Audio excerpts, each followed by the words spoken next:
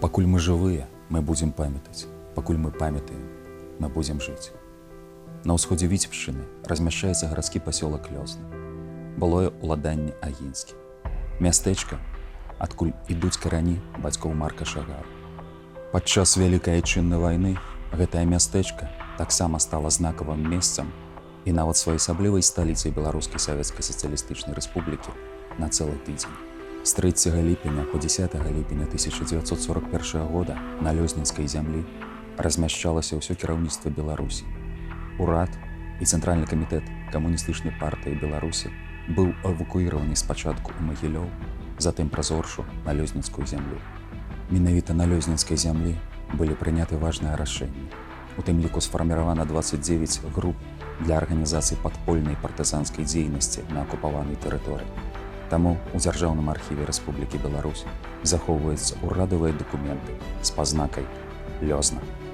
У Нацыянальным мастацкім музеі Беларусі захоўваецца унікальная карціна Івана Ахрэмчыка памерам 3,5 на 2 метры. Даная работа Ахрэмчыка была напісана падчас вайны ў 43-44 годах і распавядае пра рэальныя падзеі, якія адбыліся ў Чарнаруччы. На карціне размешчаны усе кіраўнікі савецкай Беларусі на той момант. Пантелеймон Панамарэнка, Пётр Калінін, Міхаіл Зімянін, будучы арганізатар мінскага падполля Васіль Казлоў і многія іншыя. Сярод тых, хто не прысутнічаў на гэтым паседжанні, але быў размешчаны на карціне, ёсць і Канстанцін Заслон. У савецкія часы гэтая карціна з'яўлялася своеасаблівым апокрыфам і ў музеях не выстаўлялася. Спачатку адразу пасля вайны яе не выстаўлялі па адной простай прычыне.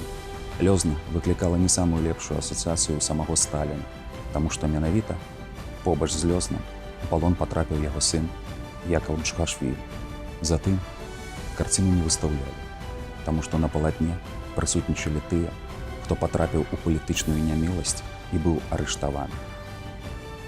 Напрыклад, некалі ўсемагутны кіраўнік НКВД БСР Лаўрэнцій Цанава, палітычная кар'ера якога скончылася ў 1953 годзе.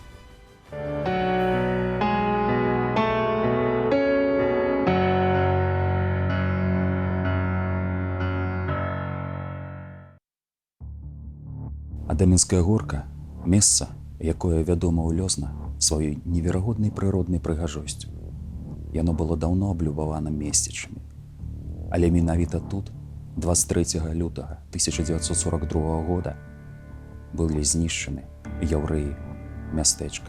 Гэта была частка планамернай палітыкі акупантаў на тэрыторыі Беларусі па вырашэнні яўрэйскага пытання. Адаминская горка – это святое место в Лиозно. И именно здесь нашли последнее упокоение воины, которые вернули на эту землю мир и счастье. Среди них есть имя Николая Ивановича Лашкова. Николай ушел на фронт в 19 лет. После окончания 2-го Ростовского артиллерийского училища стал командиром орудия 4-й батареи 735-го самоходного артиллерийского полка. В феврале 1944 года полк прибыл на линию фронта по направлению Лиозно-Витебск, где Красной армией было развернуто фронтальное преследование врага, который закрепился на захваченных ранее рубежах и оказывал активное сопротивление. 9 месяцев шли ожесточенные бои. Потери как убитыми, так и ранеными были велики. На западном берегу реки Лучоса был последний бой Николая. Поддерживая наступление наших пехотных подразделений, младший лейтенант Лашков уничтожил из своего орудия 4 пулеметные точки, 2 миномета, 1 противотанковое орудие, 10 солдат пехоты противника и разрушил 2 блиндажа. За это он был награжден медалью «За отвагу», но уже не узнал об этом. Николай Лашков получил тяжелое ранение в голову и был отправлен в 467-й походно-полевой госпиталь в деревню Ольховик. Более 50 госпиталей Лёзненского района пополнялись ранеными бойцами. Одни залечивали раны и возвращались в строй, другие погибали и навсегда остались лежать в белорусской земле. Скончался от ран и Николай Лашков. В 1946 году родным пришло извещение: «Ваш сын Лашков Николай Иванович в бою за социалистическую родину, верной воинской присяге, проявив геройство и мужество, пропал без вести в феврале 1944 года. Почти 40 лет искала сына мать Фёкла Антоновна, с тех пор, как получила от него письмо, которое он написал перед последним боем. После их долгих поисков нашлась запись, что Ложков Николай Иванович 3 марта 1944 года был тяжело ранен, находился в полевом госпитале 467 и умер от ран 30 марта 1944 года.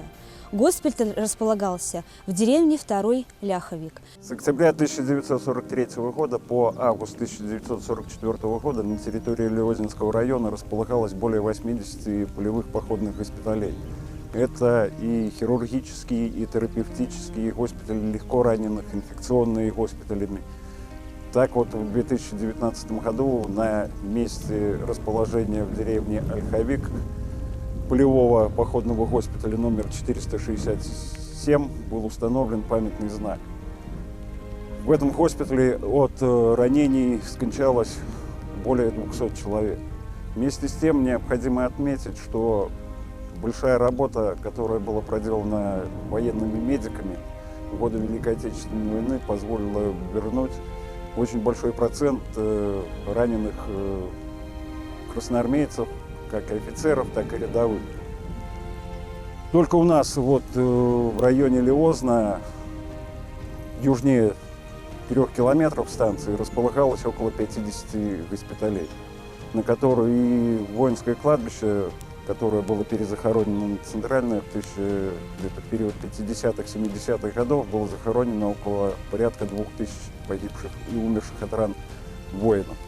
Изучая историю, мы находим все новые моменты, новые имена, новые фамилии тех бойцов, которые сражались и которые нас освобождали.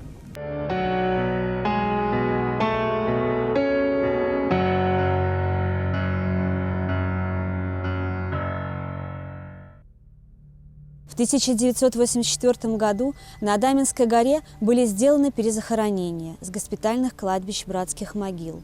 На плиты были нанесены 472 фамилии воинов, затем 560. К 75-летию освобождения Лиозна мемориал «Адаминская горка» был возрожден. Родственники Николая Ложкова приняли в этом деятельное участие. В 2018 году по инициативе Марины Фроловой, племянницы Николая, при поддержке местной власти была проведена полная реконструкция мемориала. Строительный материал поставляли из Карелии. Чтобы его получить, производители взрывали гору. Брусчатку для дорожек привезли из Украины, черный гранит из России, песок и щебень белорусские.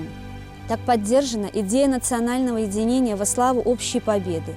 Простой деревянный обелиск 40-х годов трансформировался в мемориальный комплекс. После установления новых имен и работы с базами военно-медицинского архива и архива Министерства обороны на плиты было нанесено 819 имен погибших воинов, а также установлены плиты для новых имен. Открытие состоялось в день освобождения Лиозна, 10 октября 2018 года.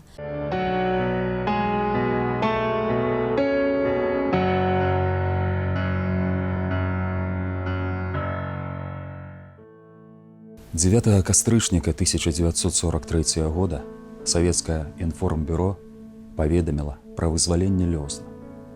Але пры гэтым баі на тэрыторыі гарадскога пасёлка яшчэ працягваліся, і поўнасцю населены пункт быў вызвалены толькі на наступны дзень.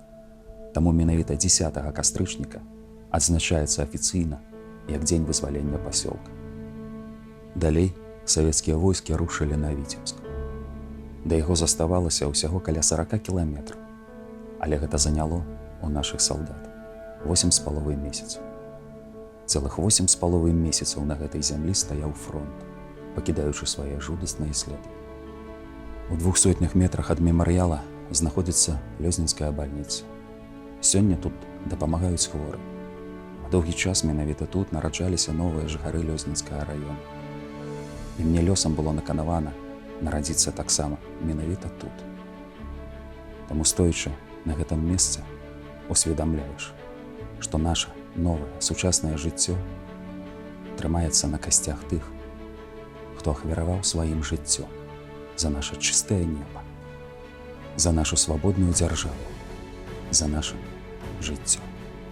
Война пришла в Лиозно во второй половине дня, 24 июня 1941 года. Над Лиозно показалось 5 вражеских самолетов. Они из пулемета стали расстреливать жителей, которые находились на базарной площади возле церкви. Первой жертвой стал родственник Марка Захаровича Шагала, всемирно известного художника, Марк Еремеевич Шагал. Проявил свой героический подвиг сын, старший сын Сталина Яков Иосифович Джугашвили. 16 июля 1941 года он попал в плен вот здесь у нас, возле нашего моста, на левом берегу его. Жители рассказывали, что здесь стоял лагерь военнопленных наших советских, и многие жители бегали смотреть туда, потому что говорили, что там был сын Сталина. В Лиозно, так как оно было еврейское местечко, было создано гетто на улице Колхозной, Комсомольской, Володарского. И еврейское население из местечек Калышки, Добромысли, Бабиновичи и также Лиозно привозили сюда, в Адаминский ров, и расстреливали здесь. Немцы на нашей территории создали укрепление, которое называлось «Медвежий вал». Но 10 октября 1941 года одним из первых после такого районного центра, как Камарин, был освобожден и наш районный центр Лиозно.